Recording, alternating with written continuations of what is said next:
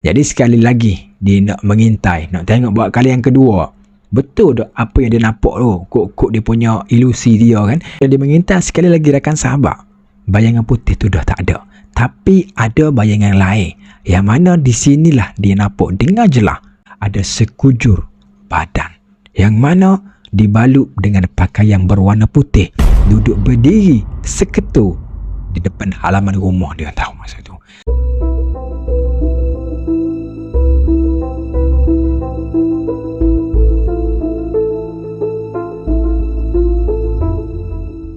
Assalamualaikum rakan sahabat Carry Omar. Kembali lagi bersama dengan Ari dalam berkongsi cerita-cerita seram.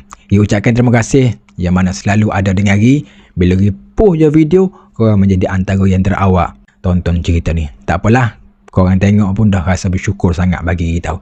Dia harap saya juga berada dalam keadaan sihat sejahtera di musim yang boleh dikatakan agak panas ni. Kalau yang mana duduk dekat Kelantan dan juga Terengganu ni, dia boleh tahulah situasi sekarang ni macam mana. Dia mula panas pada awal puasa dulu tahu. Dia mula puasa. Lepas tu selepas pada raya tu memang yang dekat kampung kan ramai balik beraya apa semua. Dan dia bagi tahu macam mana panas sangat dekat Terengganu ni, dekat Kelantan ni punya panas tu. Ada selepas daripada raya tu, dia orang ni pergilah ke Kedah tahu. Siapa dah pergi ke Kedah nak beli kipas dan juga aircon. Tanyalah, ada kipas tak? Saya nak beli ni. Dan penjual tu bagi tahu, dia kata kipas buat masa sekarang ni memang sold out. Habis licin sahabat. Nak boleh tapi kena tunggu juga dalam masa 1 minggu sampai tahap kena order rakan sahabat. So kita boleh tahu je lah dia punya panas tu macam mana. Baik, kita tolak tepi dulu pasal bab panas ni. Kita masuk satu kisah seram yang cuba Ri nak sharekan pada sekmu, yang mana berkait tentang kampung. Ri ada terdengar daripada Diak 87 Abang Madi. Dia ada cerita tentang, dia bagi tahu macam mana tahu. Kalau kisah seram ni kebanyakan berlaku dekat kampung. Bila Ri fikir, betul lah apa yang dia bagi tahu tu.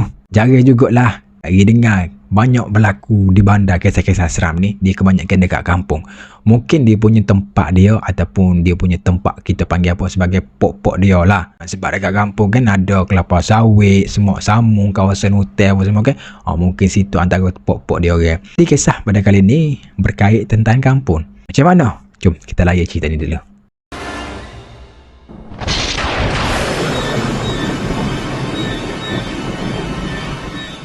Baik, cerita ni dikongsikan oleh Hafizul. Bukan nama sebenar. Hafizul tu nama sebenar tu. Tak apa je lah. Dikongsikan oleh Hafizul. Hafizul ni dia kata kisah ni berlaku lebih kurang pada tahun 2010. 2010 sekarang ni dah tahun 2023. Dah hampir 13 tahun. Dah agak lama lah. Dia ni dulu belajar di salah sebuah IPT tahu. Institut Pengajian Tinggi. Betul. Lebih kurang macam gitulah. Dan di IPT tu dia adalah salah seorang member dia ni nama ID, bukan nama sebenar. Semasa dia belajar dan juga masa tu boleh dikatakan cuti semester tau. Bila cuti semester, jadi ID ni pun berjumpalah dengan dia. Dia bagi tahu Hafizul, awak ni cuti-cuti ada tempat nak pergi mana-mana tau. Jadi Hafizul ni pun bagi tahu, cuti ni tak adalah sebab dia duduk bandar ke. ID ni pun bagilah, dia kata macam ni lah Hafizul, awak ikut saya balik ke kampung. Bercuti dekat kampung. Bila dengar je kampung ni, Hafizul ni memang seronok lah sebab dia ni daripada kecil sampai ke besar sahabat. Dia ni dibesarkan dekat bandar. Dia bagi tahu dia tidak ada kampung. Kampung dia dekat bandar tu je lah. Jadi bila dia tahu ID ni nak ajak Hafizul balik ke kampung, dia kata okey boleh. Aku nak. Setuju. Jadinya boleh dikata memang dia tak kelepahkan peluang di mana duduk dekat kampung. Perbezaan banyak tahu antara kampung dengan bandar. Macam-macam banyak lah. Jadi dia orang pun okey tak apa, cuti semester baliklah ke kampung. Sedikit sebanyak dia akan cerita sedikit dulu tentang kampung ID ni macam mana. ID ni dia punya kampung dekat Rauk Pahang lah. Dekat mana lagi tahu. Dekat Rauk Pahang tu boleh dikatakan dia punya kampung ataupun rumah dia ni kawasan pedalaman tahu rakan sahabat. Bila kawasan pedalaman ni kita tahulah kadang-kadang dia punya line tu ada tak siapa, ada yang siapa. Atas-atas lain jugalah yang siapa pun. Di kiri kanan jalan kampung dia tu boleh dikatakan kelapa sawit dan juga pokok getah. Jarak antara rumah ke rumah lebih kurang dalam 1 meter, 100 meter. Jauh juga tu. Jadi nak dijadikan cerita disebabkan dia punya kampung ataupun rumah dia paling hujung sekali, maka dia pun pada zaman dulu mana ada gadget apa-apa. Betul. Tak ada apa-apa pun. Orang kampung ni main apa je lah. Pergi keluar, masuk ke dalam hutan. Itulah punya rutin harian dia. Duduk di situ, maka keesokan lebih kurang petang macam tu, dia pun duduklah di depan rumah. Maka Aidil ni pun najaklah Hafizul ni, kata, Zul, jom pergi ke sungai. Oi, dengar sungai, orang duduk dekat bandar. Kofo-kofo ni lah saat-saat yang ditunggu tahu. Jadi Hafizul ni bertanya lah, kau punya sungai tu dekat mana? Jawabnya Aidil, sungai tu ada dekat je belakang rumah aku. Jom kita pergi. Oh, bila dengar dekat je, okey je lah. Om je lah, pergi je. Pergi dia orang ni. Berjalan. Lah dalam 20 minit juga tahu. Baru sampai dekat sungai tu. Dia nak pergi ke sungai tu, dikatakan dia kena melepasi dalam kebun kelapa sawit dulu. Dia kena masuk kebun getah. Selepas tu dia kena naik bukit, turun bukit, sampailah sungai dekat sebelah. Jadi bila sampai dekat sungai ni, Hafizul ni marahlah tahu. Kau cakap sungai kau dekat. Lalas 20 minit juga baru sampai. Lepas tu Aidil ni pun bagi tahu lah. Kita orang kalau dekat kampung ni 20 minit ni biasalah. Yelah orang kampung kan.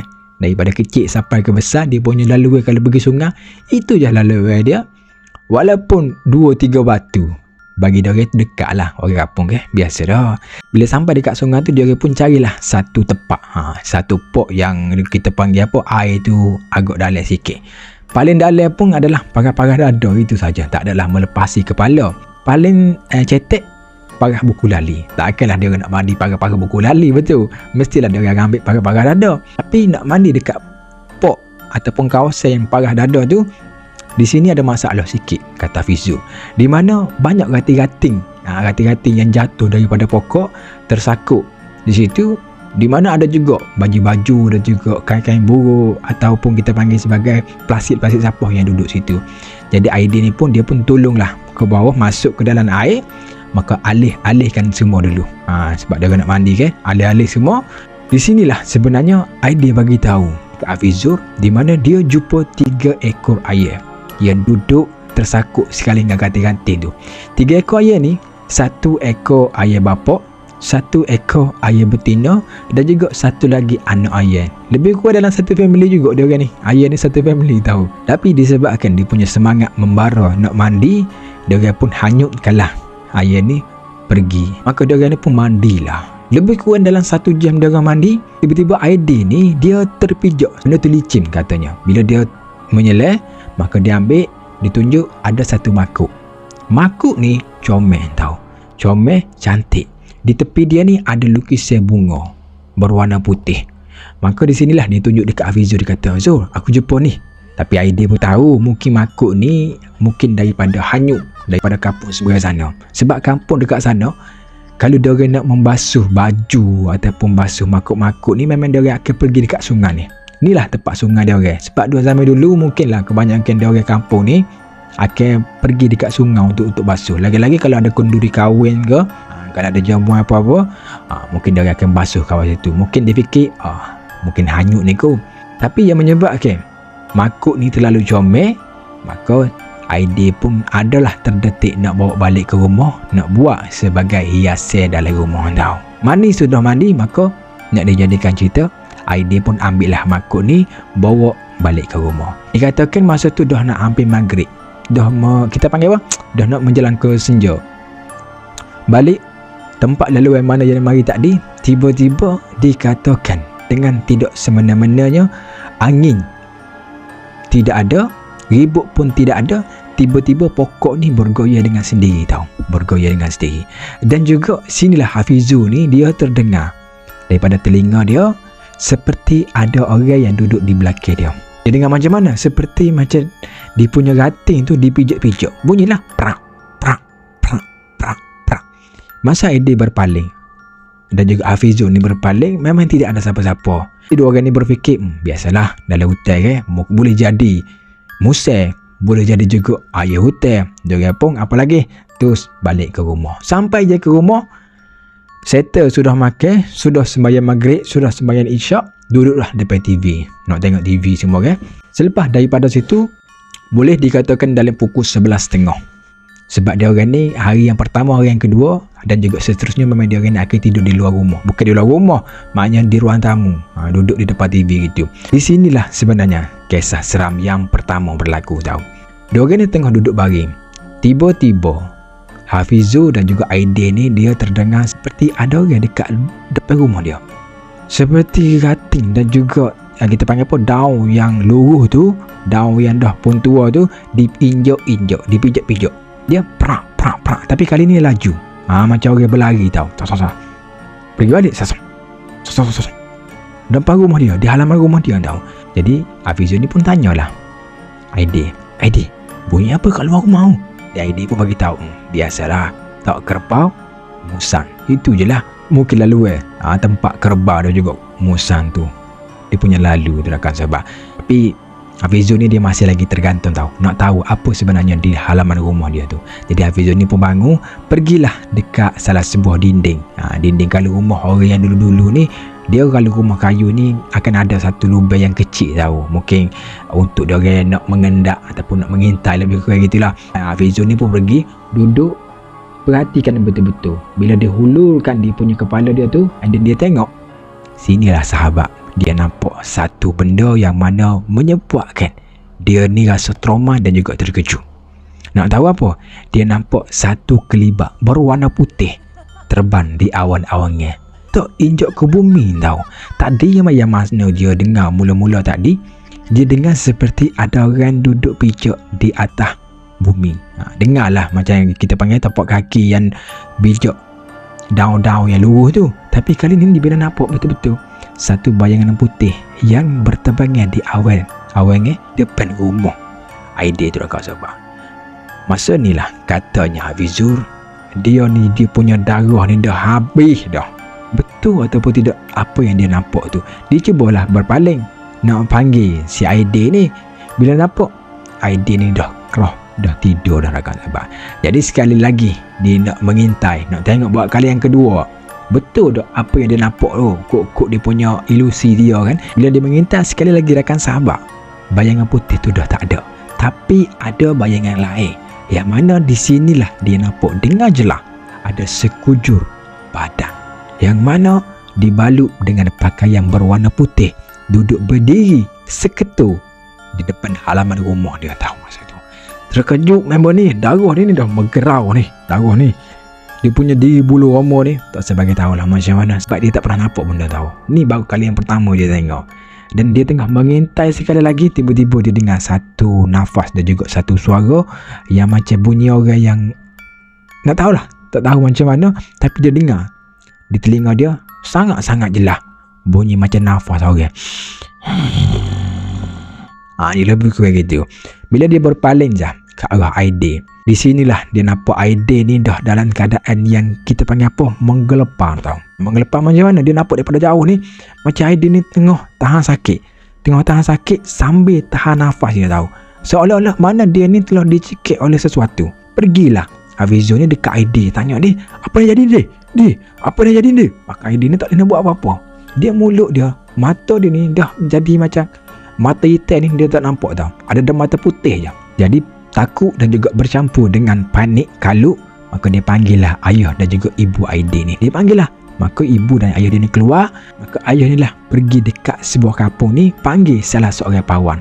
Kebiasaan memang setiap kampung akan ada pawan tau. Pawan dukung, lebih kurang macam tu lah. Panggil, dia nak mari. Pawan ni bernama Pak Cik Samak. Kita panggil Pak Samak saja. Dia ni memang boleh katakan pro lah dalam babak perubatan ni, babak menghalau saka, menghalau atu ni, dia boleh katakan pro. Sampai masuk dekat rumah, maka Pak Mak ni ataupun Pak Samak ni dia tengok dengan jelas. Tengok dulu keadaan Aidil ni boleh dikatakan sangat-sangat sadis tahu. Di mana dia punya tangan dia ni dah pucat ni. Dia punya tangan dah pucat dan juga mata dia ni dah tak nampak dah, mata hitam ke atas. Dan tekuk dia seolah-olah ada satu benda yang telah pun cekik tekuk dia dengan sangat-sangat kuat tahu. Menyebabkan Aidil tak boleh nak bernafas. Jadi Pak Samak ni pun minta air. Bak sini air. Ni minta air masuk. Air kosong lah. Jadi ibu Aidil ni pun ambil bagi air masuk. Dan dia pun baca-baca ada benda-benda kita panggil jampi, lebih kurang gitulah. Maka dia jampi, direnjislah di atas muka si Aidil ni. Selepas daripada itu, Aidil ni dengan secara automatik jadi okey. Dia segar balik macam biasa. Tapi masa tu Aidil ni dia macam dah bangun daripada tidur. Macam orang bangun daripada tidur macam tahu apa yang jadi sebenarnya. Tapi sebenarnya di sinilah maka dia orang pun Tanyalah Aidin ni, "Dek, cuba awak ceritakan balik sebenarnya apa yang berlaku pada diri awak." Maka Aidin ni pun ceritalah balik rakan sahabat. Dia kata macam mana? Masa dia tidur, dia terdengar bunyi orang merangkak. Kuatlah. Kuruk mangkuk pergi ke depan dia. Bila Aidin ni buka mata, dia nampak betul-betul dekat depan dia ni satu pakaian berwarna putih yang tidak kelihatan pada muka dia. Di tepi pakaian putih ni dia nampak ada 2 ekor. Bentuk dia seperti binatang. Kukunya panjang, badan dia tegak sasar gitu. Tapi badan dia penuhi dengan bulu tau. Matanya berwarna merah, manakala lidah ini terjelir sampai ke atas lantai. Sosok yang berwarna putih ni lah yang pergi cekik kok Aidin, yang menyebabkan Aidin rasa tak boleh nak bernafas. Di sinilah Aidin ni dia nampak dengan jelas tahu muka yang pakaian putih ni memang sangat-sangat menakutkan apa yang bagi tahu. Dan lembaga pakaian putih tu bagi tahu macam mana. Dia kata ayam yang mana dia terjumpa dekat sungai tadi, yang 3 ekor tadi, yang satu family itu adalah jamu yang makan dia. Disebabkan Aidin ni dah mengalihkan makanan dia ni pergi hanyutkan tempat lain. Mungkin tu antara sebab kenapa dia ganggu Aidin. Dan satu lagi, dia kata Aidin ni dah ambil satu benda kepunyaan dia tahu. Dia suruh hantarkan balik apa benda yang Aidin ni dah ambil. Bila pawan tu tanya, "Apa benda Aidin yang awak dah ambil?" Dia bagi tahu, dia tunjuk, "Tu, saya ambil ni." Nak tahu apa rakan sahabat? Makuk tahu dia jumpa tadi dekat sungai, dekat dasar sungai tu, dia jumpa, dia bawa balik. Jadi Pak Samad ni pun dia kata macam ni, Aidin, pagi esok pagi je terus awak hantarkan balik makuk ni kembali ke tempat asal dia. Jangan sentuh apa-apa barang, balik je seperti biasa. Keesokan hari, dia dan juga Fizu ni pun pergilah ke sungai yang mana dia orang mandi senja kemarin tu. Dihantarkan balik ke tempat asal. Selepas daripada situ, katanya alhamdulillah benda dan juga makhluk tu tak lagi mengganggu dia punya kawasan rumah dia dan juga tidak mengganggu Aidin. Jadi dipendekkan cerita daripada cerita yang dikongsikan oleh Hafizul ni, dan last sekali dia bagi tahu sekurang-kurangnya selepas daripada ni dia dapatlah satu pengajaran untuk dia. Kalau dia masuk saja kawasan hotel, kalau dia pergi mandi je, dia takkan pernah usik tahu bagai-bagai yang ada dalam kawasan hotel. Sebab kita sendiri pun tahu bukan tempat kita. Bila bukan tempat kita, maknanya kita jangan semena-menanya kita nak pergi ambil tahu. Boleh jadi itu kepunyaan orang lain. Bukan juga kepunyaan orang lain, tapi kepunyaan makhluk yang ada dekat situ. So kita jangan memandang-mandang nak pergi ambil barang yang bukan hak kita rakan sahabat. Jadi itu saja saya nak share pada kali ini berkait, kalau diikutkan secara pendeknya adalah berkait tentang makhluk saja. Boleh jadi satu kisah seram rakan sahabat. So itu saja saya nak share pada kali ini. Untuk semua yang masih lagi baru dalam channel Kirioma, diperlukan semua untuk tekan butang like, subscribe dan juga share video ni kalau semua suka. Yang mana tak suka, semua juga kena share video ni rakan sahabat. Yang mana kalau ada rasa nak berkongsi cerita, kalau ada rasa-rasa nak berkongsi cerita seram, boleh emailkan kepada Gi dah letak email dekat description. Saya mau email saja. InsyaAllah Gi akan cerita satu persatu. Kita berjumpa di next video rakan sahabat. Salah silap daripada Gi, minta maaf. Assalamualaikum.